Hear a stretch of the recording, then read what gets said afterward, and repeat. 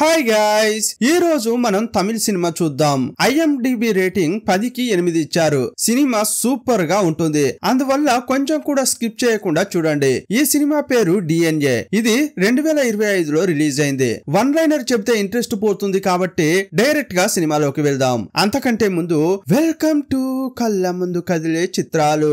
Cinema starting లో హీరోను చూపించారు. ఇతని పేరు ఆనంద్. లవ్ ఫెయిల్యూర్ కావడంతో తాగుడుకు బానిసయ్యాడు. ఇతని తండ్రి ప్రొఫెసర్, తమ్ముడు మంచి ఉద్యోగం చేస్తున్నాడు. కుటుంబం బాగా సెటిల్ అయింది. కానీ హీరో మాత్రం తాగి ఎందుకు పనికి రాకుండా పోతున్నాడు. అందువల్లే హీరో అంటే తండ్రికి అస్సలు నచ్చదు. ఒకరోజు హీరో కంటే ముందే అతని తమ్మునికి పెళ్లి చేయాలని మాట్లాడుకుంటున్నారు. మరుసటి రోజు అమ్మాయి ఇంటి నుంచి వచ్చి సంబంధం మాట్లాడుతుంటే హీరో బాగా తాగొచ్చాడు. అందరి ముందు నట్టింట్లో యూరిన్ కి వెళ్లి మైకంలో పడ్డాడు. మొదట మీ పెద్ద కొడుకును సరిచేయండి, అప్పటి వరకు మేం వెయిట్ చేస్తామని అమ్మాయి వాళ్ళు చెప్పి వెళ్లిపోయారు. వారి ముందు పరువు తీశాడే అని కొడుకును తండ్రి బాగా తిట్టాడు. ఆ తర్వాత అతని దగ్గరకు వచ్చిన ఫ్రెండ్స్, నిన్ను వదిలిపోయిన అమ్మాయి బాగానే ఉంది, కానీ నువ్వెందుకురా ఇలా అయ్యావు అంటుంటే, అసలు విషయం మీకు తెలియదు. నన్ను పెళ్లి చేసుకుని వెళ్లిపోయిన తర్వాత ఆమెను మెట్టినింట్లో చాలా టార్చర్ చేశారు. ఆమె ఆత్మహత్య చేసుకుంది. చివరిసారిగా తాను చేసిన కాల్స్ మెసేజ్లను నేను చూసుకోలేదు. అందువల్ల ఆ గిల్టీ ఫీలింగ్ నన్ను కాల్చుకు తింటోందని బాధపడ్డాడు. ఇలాగే వదిలితే వీడు చనిపోతాడని డి అడిక్షన్ సెంటర్ లో చేర్చారు. ఇంకోవైపు హీరోయిన్ ఫ్యామిలీని చూపించారు. హీరోయిన్ పేరు దివ్య. హీరోయిన్ కు చాలా పెళ్లి చూపులు జరిగాయి, కానీ ఎవరికి ఆమె నచ్చట్లేదు. ఇప్పుడు వాళ్ళ అమ్మ చాలా స్ట్రిక్ట్ గా చెబుతోంది.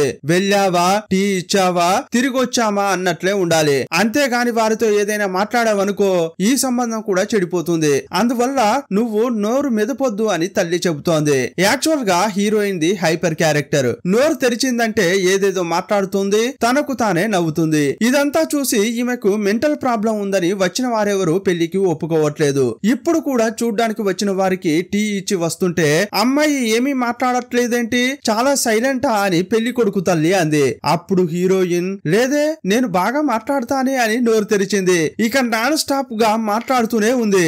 అప్పుడు పెళ్లి కొడుకు తరపు వారు సైలెంట్ గా లేచి వెళ్లిపోయారు. తల్లికి కోపం వచ్చి కూతుర్ని బాగా కొట్టింది. ఇదే టైంలో హీరో వాళ్ళ నాన్న మనసు మార్చుకున్నాడు. తన పెద్ద కొడుకు పెళ్లి అయితేనే చిన్న కొడుకు పెళ్లి అవుతుందని అనుకున్నాడు. హీరో డి అడిక్షన్ సెంటర్ కు వెళ్లి వచ్చాడు కాబట్టి ఎవరు అతనికి పిల్లనివ్వడానికి ముందుకు రావట్లేదు. అందువల్ల మిడిల్ క్లాస్ అమ్మాయిని చూసి పెళ్లి చేయాలని ఆ తండ్రి అనుకున్నాడు. ఇదే టైంలో హీరోయిన్ యొక్క సంబంధం వచ్చింది. హీరోయిన్ వాళ్ళ ఇంట్లో కూడా హీరో డి అడిక్షన్ సెంటర్ కు వెళ్లి వచ్చాడని తెలిసి కూడా హీరోయిన్ కు కూడా డిజార్డర్ ఉంది కదా, అందువల్ల ఈ సంబంధాన్ని వదులుకోకూడదని ఈ రెండు కుటుంబాలు అనుకున్నాయి. ఇక పెళ్లి కూడా జరగబోతోంది. ఇక పెళ్లి జరగబోయే టైంలో అమ్మాయి బంధువులు ఏం మాట్లాడుకుంటున్నారంటే, ఆ అమ్మాయి ఒక పిచ్చిది, ఎలాగోలో చేసి ఒకడు దొరికాడు. ఇలా వీళ్ళు మాట్లాడుకుంటుంటే హీరో యొక్క ఫ్రెండ్స్ విన్నారు. నేరుగా హీరో దగ్గరికి వెళ్లి విషయం చెప్తున్నారు. కానీ హీరో పెద్దగా పట్టించుకోలేదు. వీడికి చెప్తే పట్టించుకోవట్లేదు అని ఆ ఫ్రెండ్స్ నేరుగా హీరో వాళ్ళ నాన్న దగ్గరికి వెళ్లి చెప్పారు.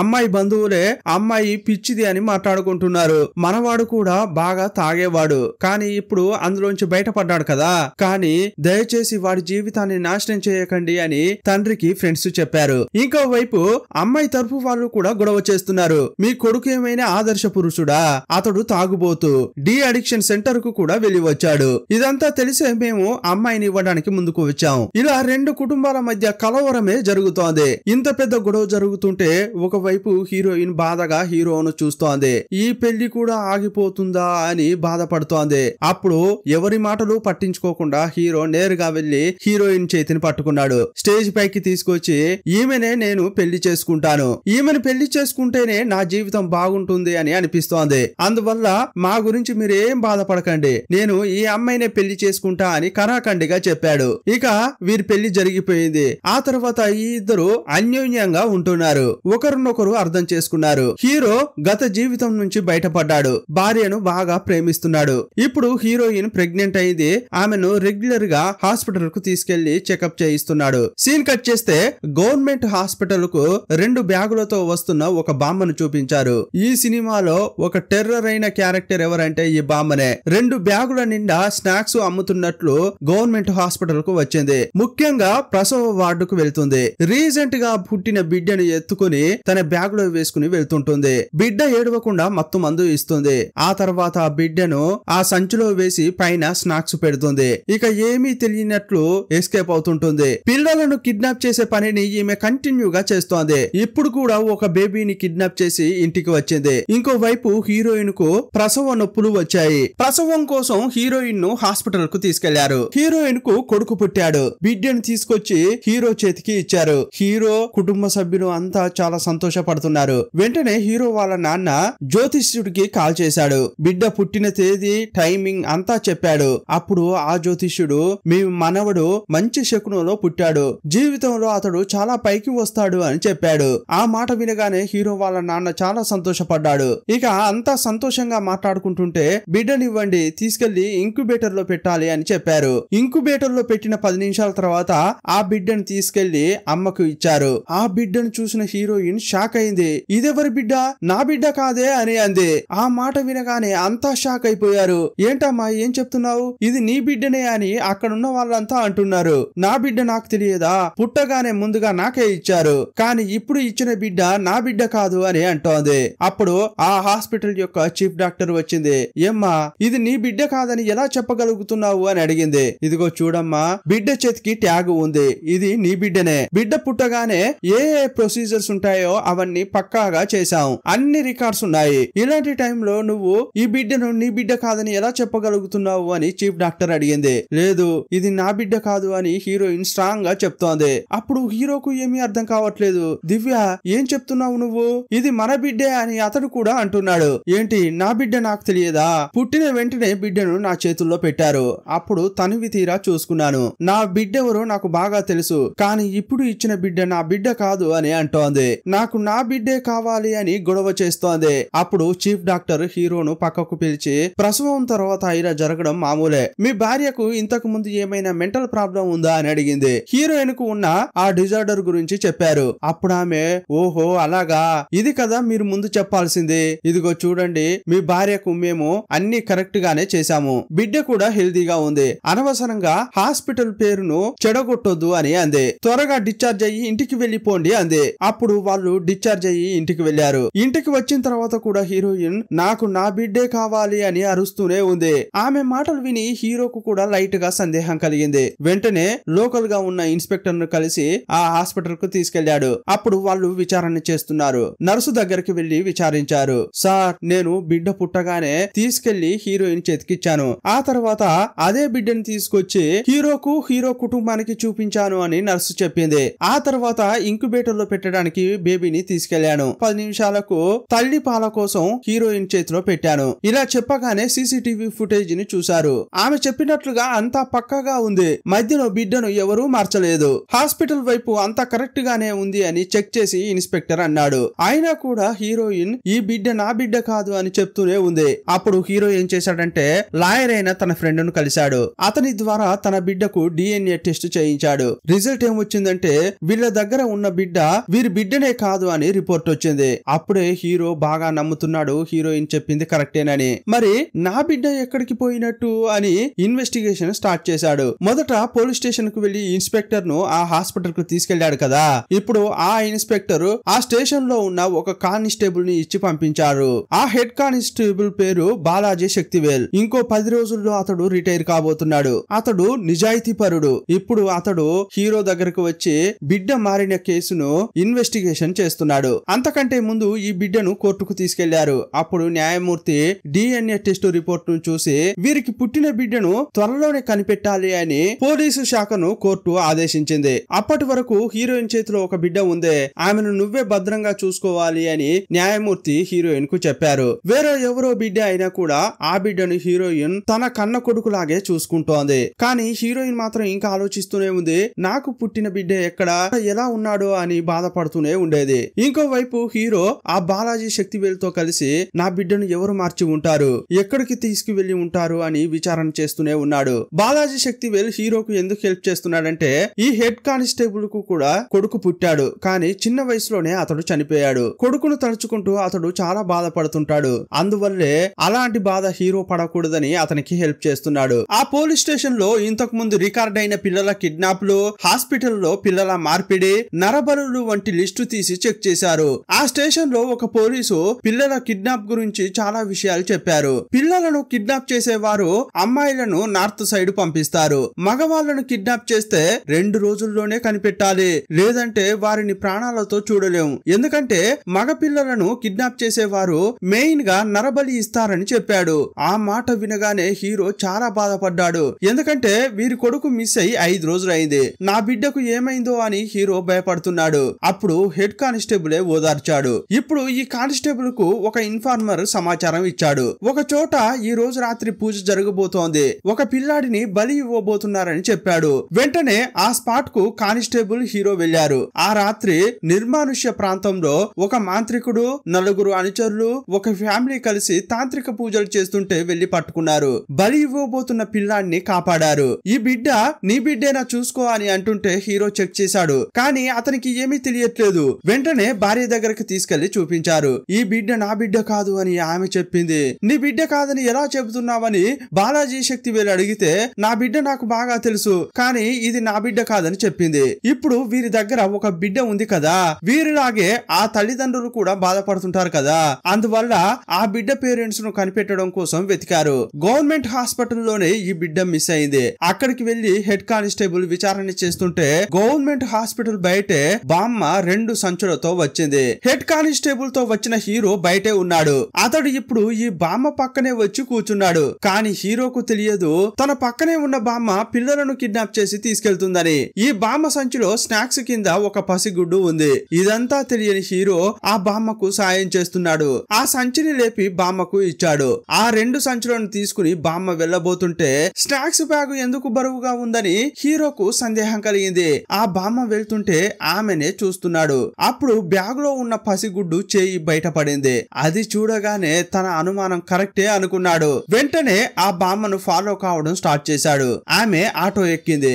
ఆమెనే ఫాలో అవుతూ ఇంటిని కనిపెట్టాడు. పిల్లలను కిడ్నాప్ చేసే బామ్మ ఏం చేస్తుందా అని దాక్కుని చూస్తున్నాడు. ఆ పిల్లాన్ని తీసుకోవడానికి రాత్రి వేరే ఒకడు వచ్చాడు. ఆ పిల్లాడు ఉన్న సంచిని ఆటోలో పెట్టుకుని వేరే చోటుకు వెళ్తున్నాడు. అతన్ని హీరో ఫాలో అయ్యాడు. వెంటనే ఈ విషయం హెడ్ కానిస్టేబుల్ కు ఇన్ఫార్మ్ చేశాడు. నువ్వు అతన్ని ఫాలో అవుతూనే వెళ్ళు, అతన్ని ఏమీ చేయకు, నేను నా టీం ను తీసుకుని వస్తాను, లొకేషన్ మాత్రం పంపు అని హెడ్ కానిస్టేబుల్ చెప్పాడు. అప్పుడు హీరో ఆ బామ్మ నుంచి బిడ్డను తీసుకుని వెళ్తున్నాడే అతన్ని ఫాలో అవుతూ వెళ్తున్నాడు. వాడు నిర్మాణంలో ఉన్న ఒక బిల్డింగ్ కు బేబీని తీసుకెళ్లాడు. హీరో కూడా ఫాలో అవుతూ అదే బిల్డింగ్ కు వెళ్ళాడు. వాడు తన ఫ్రెండ్స్ తో పేకాట ఆడుతున్నాడు. అప్పుడు హీరో వెళ్లి నైస్ గా ఆ బామ్మ నుంచేని చేతి సంచి తీసుకొచ్చాడే దాన్ని ఓపెన్ చేసి హీరో చూశాడు. లోపల బేబీ ఉంది. ఆ బేబీని తీసుకు వెళ్దామని హీరో అనుకుంటుంటే వాడు తన మనుషులతో వచ్చి హీరోను పట్టుకున్నాడు. తమ్ముడు ఎవర్రా నువ్వు, నన్ను ఫాలో అవుతూ వచ్చావు అని ఫైట్ చేస్తున్నాడు. అప్పుడు హీరో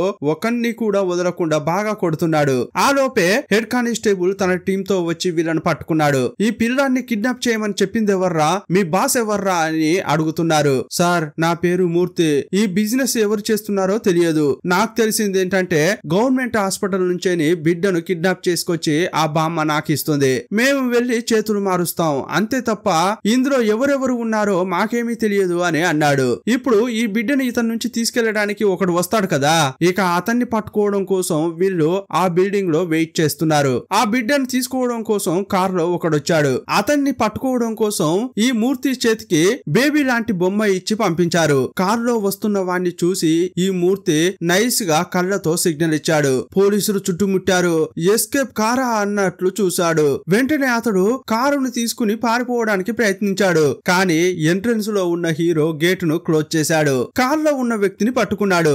ఆ వ్యక్తి ఎవర్రా అంటే అతడు లోకల్లో ఒక ఏజెన్సీ నడుపుతున్నాడు. అతని పేరు భాస్కర్. ఇతని పని ఏంటంటే హాస్పిటళ్లకు నర్సులను సప్లై చేయడం, కంపెనీలకు సెక్యూరిటీగా కొందరు వ్యక్తులను పంపించడం చేస్తుంటాడు. వాళ్ళ నుంచి కమిషన్ తీసుకుంటుంటాడు. అతన్ని పట్టుకుని ఈ పిల్లల కిడ్నాప్ గురించి అడుగుతున్నారు.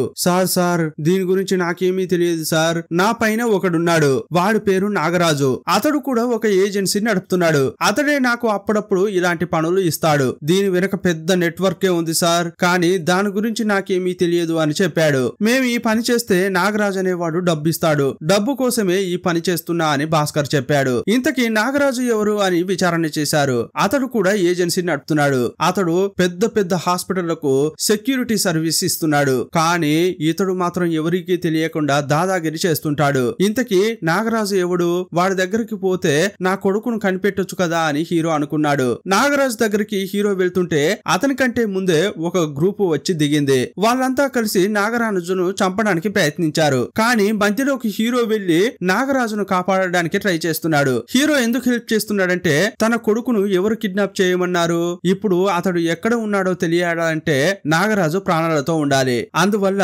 నాగరాజును చంపడానికి వచ్చిన వారితో హీరో ఫైట్ చేస్తున్నాడు. కానీ ఆ గ్రూప్ లోని వారంతా హీరోకు బలవంతంగా మందు తాగించారు. హీరో మైకంలో పడగానే నాగరాజును చంపి వెళ్లిపోయారు. నాగరాజుకు ఇద్దరు భార్యలకు కూడా ఇద్దరిద్దరు పిల్లలు ఉన్నారు. నాగరాజు డెత్ కు వెళ్లిన హీరో, హెడ్ కానిస్టేబుల్ వాళ్ళ కుటుంబాన్ని కలిసి అతని గురించి విచారించారు. అతడు ఎక్కువగా ఎవరెవరితో తిరుగుతాడు, అతనికి శత్రువులు ఎవరైనా ఉన్నారా అని అడిగారు. అప్పుడు వీరికి పెద్దగా ఎలాంటి క్లూస్ లభించలేదు. నార్త్ సైడ్ వాళ్ళు ఈ పని చేసి ఉంటారు అని వాళ్ళు బాధగా చెప్పారు. అప్పుడు ఆడే కారులో అక్కడికి ఒకడు వచ్చి దిగాడు. ఇతడే ఈ సినిమా యొక్క మెయిన్ విలన్. ఇతని పేరు మురారి. ఇతడు చాలా గొప్ప ధనవంతుడు. సంబంధమే లేకుండా ఇక్కడికి వచ్చి ఇతడు నాగరాజుకు మాల వేసి వెళ్లిపోతున్నాడు. హీరో ఇదంతా నోట్ చేసుకున్నాడు. ఇదే టైంలో హీరో ఇంట్లో ఒక బిడ్డ ఉన్నాడే, అతని తల్లిదండ్రులు ఎవరనేది కనిపెట్టారు. ఈ బిడ్డను తీసుకెళ్లి వారి తల్లిదండ్రులకు అప్పగించాలి అని హీరోయిన్ కు చెప్పాడు. ఇక వెంటనే తీసుకెళ్లి ఆ తల్లిదండ్రులకు బిడ్డను అప్పగించారు. ఈ సీన్ చూడ్డానికి చాలా సెంటిమెంట్ గా ఉంటుంది. ఆ పిల్లాడి యొక్క తల్లిదండ్రులు చాలా పేదవాళ్ళు. తమ బిడ్డ తమ చేతికి అందగానే వాళ్ళు చాలా సంతోషపడుతున్నారు. కానీ ఆ బిడ్డ కొన్నాళ్ల పాటు హీరోయిన్ చేతిలో ఉంది కదా, తన బిడ్డలాగే ఆమె ఇన్నాళ్ళు చూసుకుంది. గుండె దిటవు చేసుకుని ఆ బిడ్డ వాళ్ళ తల్లిదండ్రుల దగ్గర ఉంటేనే బాగుంటుందని చెప్పి హీరోయిన్ వారికి ఇచ్చేసింది. ఇక ఇంటికి వచ్చిన తర్వాత బాగా ఏడుస్తోంది. హీరోయిన్ యొక్క బాధను హీరో బాగా అర్థం చేసుకున్నాడు. హీరో కూడా అదే బాధపడుతున్నాడు. కానీ వాళ్ళు ఆ బాధ నుంచి బయటపడాలంటే తప్పకుండా వారి బిడ్డను కనిపెట్టాలి. అందువల్ల హీరో దీని వెనుక ఉన్న పెద్ద నెట్వర్క్ ఏంటో కనిపెట్టడానికి ట్రై చేస్తున్నాడు. ఇప్పటి వరకు ఈ చైన్ ను వీళ్ళు కనిపెట్టారు కదా, వీరందరికీ కూడా తమ పైన ఎవరున్నారో మాత్రమే తెలుసు.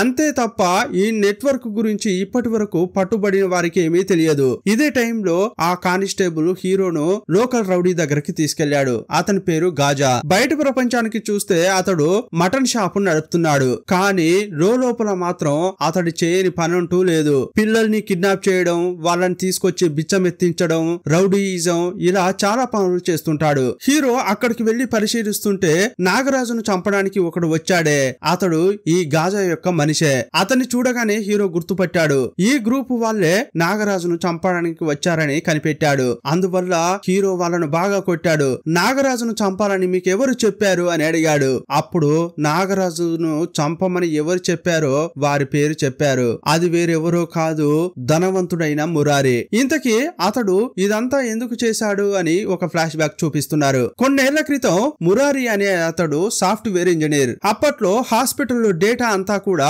కంప్యూటరైజ్డ్ అవుతోంది. దానికి సంబంధించిన వర్క్ నంతా కూడా ఈ మురారి చేయించేవాడు. అందువల్ల ఇతనికి చాలా హాస్పిటల్లో యాక్సెస్ లభించింది. ఇలాంటి టైంలో పుట్టిన బిడ్డ చనిపోయిందే అని ఒక ధనవంతుల కుటుంబం చాలా ఏడుస్తోంది. అప్పుడు అదే హాస్పిటల్లో అనాథగా ఉన్న ఒక బిడ్డను తీసుకెళ్లి వారికి ఇచ్చాడు. బిడ్డను చూడగానే ఆ ధనవంతుడు చాలా సంతోషపడ్డాడు. అందువల్ల 50 తులాల బంగారాన్ని మురారికి ఇచ్చాడు. ఆ బిడ్డను ఇవ్వడానికి అదే హాస్పిటల్లో వార్డ్ బాయ్ గా చేస్తున్న నాగరాజు సహకరించాడు. అందువల్ల వచ్చిన బంగారంలో సగం సగం పంచుకున్నారు. ఇప్పుడు ఒక బిడ్డను తీసుకెళ్లాడే, అతడు కొన్నాళ్ల తర్వాత ఇంకో పార్టీని తీసుకొచ్చాడు. వీళ్ళు కూడా పిల్లలు లేక చాలా బాధపడుతున్నారు. నాకు ఒక బిడ్డని ఇచ్చారు కదా, అలాగే ఇతనికి కూడా బిడ్డని ఇవ్వండి. అలాగాని ఇస్తే 5 లక్షల రూపాయలు ఇస్తారని చెప్పాడు. అప్పుడు మురారి ఆలోచనలో పడ్డాడు. ఇతడు ఎంతో కష్టపడి పనిచేస్తే నెలకు 45,000 రూపాయలు వస్తున్నాయి. కానీ సంవత్సరం అంతా కష్టపడితే వచ్చే డబ్బును ఇతడు ఒక బిడ్డకే ఇస్తున్నాడే అని ఆలోచించాడు. ఇక ఆ క్షణమే మురారి హాస్పిటల్ వార్డు బాయ్ అయిన నాగరాజును ఇతని బుట్టలో వేసుకున్నాడు. పిల్లలు లేకుండా చాలా మంది ఇతన్ని సంప్రదించేవారు. వాళ్లకు పిల్లలను కిడ్నాప్ చేసి వీరికి ఇవ్వాలని డిసైడ్ అయ్యాడు. ఇక డబ్బు కోసం పిల్లల కిడ్నాపింగ్ పనిని స్టార్ట్ చేశాడు. పిల్లల్ని కనాలా వద్దా అనేది వారి వారి పర్సనల్ చాయిస్. కానీ మన సమాజం కొత్తగా పెళ్లైన దంపతులను ఊరికే వదలదు. విశేషం లేదా అని వేధిస్తుంటుంది. ఇంకా ఎందుకు పిల్లలు పుట్టలేదని చుట్టుపక్కల వాళ్ళు బంధువులు అడుగుతూనే ఉంటారు. చివరకు పిల్లలను కనడం అనేది వరంలాగా చేస్తారు. అందువల్ల పిల్లలు కనే భాగ్యం లేని వారి కోసం హాస్పిటళ్లు ఆశ చూపాయి. లక్షలు కోట్ల కొద్ది డబ్బులు చేతులు మారాయి. ఇప్పటికే చాలా హాస్పిటల్లోని డేటా మురారి చేతిలో ఉంది. దాని ద్వారా ఎవరెవరికి ఎప్పుడెప్పుడు ప్రసవం జరగబోతుందో తెలుసుకునేవాడు. ఒక నెట్వర్క్ ఏర్పాటు చేసుకుని పిల్లలను కిడ్నాప్ చేయిస్తాడు. పిల్లల కోసం వచ్చే వారి నుంచి లక్షల కొద్ది డబ్బు తీసుకుని పిల్లలను అమ్ముతుంటాడు. ఇదంతా హీరో ఇన్వెస్టిగేషన్ లో తెలిసింది. హీరో విషయంలో మాత్రం పిల్లాన్ని మార్చి అతని ప్లేస్ లో వేరే పిల్లాన్ని పెట్టారు. దానికే కారణమేంటో తెలుసుకోవాలని హీరో అనుకున్నాడు. అప్పుడే పెద్ద ట్విస్ట్ తెలిసింది. చాలా మంది కస్టమర్లు పిల్లలు లేరని మాత్రమే మురారి దగ్గరకు వచ్చేవారు. కానీ ఈసారి మాత్రం ఒక ఎన్ఆర్ఐ తనకు ఇదే జాతకంలో పుట్టిన బిడ్డ కావాలని సంప్రదించాడు. ఈ జాతకంలో పుట్టిన బిడ్డ ఫ్యూచర్ లో గొప్పవాడు అవుతాడని చెప్పాడు. ఆ టైంలో ఆ డేట్ లో పుట్టిన బిడ్డ కావాలని 2 కోట్ల డబ్బు ఇస్తానని చెప్పాడు. వెంటనే ఆ జాతకంతో మురారి అన్ని హాస్పిటల్స్ లో డేటా సేకరించాడు. కరెక్ట్ గా హీరో యొక్క కొడుకే ఆ టైం ఆ డేట్ లో పుట్టాడని తెలిసింది. ఆ పిల్లాన్ని కిడ్నాప్ చేయాలని నిర్ణయించుకున్నాడు. ఆ తర్వాత భాస్కర్ కు ప్రాజెక్ట్ ను అప్పజెప్పాడు. ఈ భాస్కర్ దగ్గర ట్విన్ నర్సు ఉన్నారు. వారి ద్వారా బిడ్డను మార్చమని చెప్పాడు. ఈ బామ్మ గవర్నమెంట్ హాస్పిటల్ నుంచి చోరీ చేసి తీసుకొచ్చిన బిడ్డను ట్విన్స్ నర్సుకు ఇచ్చారు. ఇంక్యుబేటర్ లో పెట్టే లోపే ఆ ట్విన్ నర్సు ఎవరికీ సందేహం కలగకుండా బిడ్డను మార్చింది. ఇదంతా హీరో కనిపెట్టాడు. ఇప్పుడు విలన్ ఎక్కడున్నాడంటే హీరో కొడుకుని ఎన్ఆర్ఐ కి ఇచ్చాడు కదా, వారు ఈ రోజు ఫ్లైట్ లో వారి దేశానికి వెళ్ళబోతున్నారు. అంతకంటే ముందు మురారిని కలవడానికి గుడికి రమ్మన్నారు. ఎందుకు పిలిచారంటే వీరికి ఇచ్చినట్లే ఇంకొకరికి బిడ్డ కావాలట. ఆ డీల్ గురించి మాట్లాడడం కోసం ఈ కపుల్ మురారిని గుడికి రమ్మన్నారు. అదే గుడికి తన బిడ్డ దొరకాలని వేడుకోవడం కోసం హీరోయిన్ వచ్చింది. అప్పుడు అదే గుడిలో ఉన్న ఎన్ఆర్ఐ కపుల్ బిడ్డను దేవుని దగ్గరకు తీసుకొచ్చారు. ఆ బిడ్డ ఏడుస్తుంటే హీరోయిన్ చేతిలోకి తీసుకుంది. అప్పటి వరకు గుక్కపట్టి ఏడుస్తున్న బేబీ హీరోయిన్ చేతికి రాగానే సైలెంట్ అయిపోయింది. బాగా నిద్రపోతోంది. ఈ బిడ్డ తన బిడ్డలాగే ఉంది అని హీరోయిన్ తనివి తీరా చూస్తోంది. ఈ గుడికి వచ్చిన మురారి ఇదంతా గమనించాడు. ఇదేంట్రా, ఎవరి బిడ్డనైతే దొంగిలించి ఎన్ఆర్ఐ కుటుంబానికి ఇచ్చామో కానీ ఆ బిడ్డ ఇప్పుడు తన కన్న తల్లి చేతుల్లోనే ఉంది అని భయపడ్డాడు. వేగంగా హీరోయిన్ దగ్గరకు వచ్చి ఆమె చేతుల్లో ఉన్న బిడ్డను తీసుకుని ఎన్ఆర్ఐలకు ఇచ్చి వేగంగా ఇక్కడ నుంచి పారిపోండి అని చెప్పాడు. వారు కారులోకి వెళ్తుంటే హీరోయిన్ వారి వెనకే వస్తోంది. అదే టైంలో మురారిని వెతుక్కుంటూ అదే గుడికి హీరో వచ్చాడు. హీరోను చూడగానే మన బేబీని వారు ఎత్తుకెళ్తున్నారు అని హీరోయిన్ అరిచింది. ఎన్ఆర్ఐలు వెళ్లడానికి ముందే హీరో వెళ్లి ఆపాడు. తన బిడ్డను హీరోయిన్ చేతిలో పెట్టాడు. వారికి బిడ్డను కిడ్నాప్ చేసి ఇచ్చిన మురారిని పిచ్చ కొట్టుడు కొడుతున్నాడు. అప్పుడు మురారి మనుషులు వచ్చి హీరోతో ఫైట్ చేస్తున్నారు. సడన్ గా గుంపులోంచి ఒకడు కత్తితో వచ్చి ఇక హీరోను పొడుస్తారా అనుకుంటుంటే వాడు నేరుగా వెళ్లి మురారిని చంపాడు. అతడు ఎవరంటే మురారి వల్ల చనిపోయిన నాగరాజు కొడుకు. తన తండ్రిని చంపిన వాడిపై ప్రతీకారం తీర్చుకున్నాడు. హీరో హీరోయిన్ కు వారి కొడుకు తిరిగి దొరికాడని చూపించి ఈ సినిమాను ముగించారు. ఈ సినిమా ఎలా ఉందో మీ అభిప్రాయాన్ని కామెంట్ బాక్స్ లో రాయండి. మరో సినిమాలో మళ్ళీ కలుసుకుందాం. అప్పటి వరకు బాయ్ బాయ్.